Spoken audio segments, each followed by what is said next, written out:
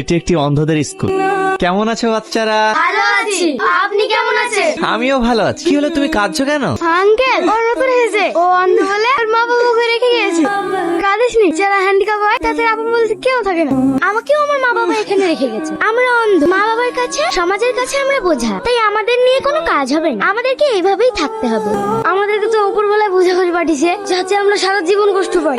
কাঁদিস নি ভাই, চল। এমন কথা বলে না, শুনো, তোমরা কেউ হ্যান্ডিক্যাপ নও। যারা তোমাদেরকে হ্যান্ডিক্যাপ বলে অবহেলা করে তাদের মনুষ্যত্ব হ্যান্ডিক্যাপ, তাদের বিবেক হ্যান্ডিক্যাপ। আর যে সমাজ তোমাদেরকে অবহেলা করে সেই সমাজ হ্যান্ডিক্যাপ। ওরা ঠিকই বলেছে। আপনাকে অনেক ধন্যবাদ এমন একটা জায়গায় আমাকে নিয়ে আসার জন্য। আমি ভাবতাম আমি একাই অসহায়, কিন্তু না, আমার থেকেও হাজার হাজার অসহায় মানুষ এই পৃথিবীতে আছে। Thank you.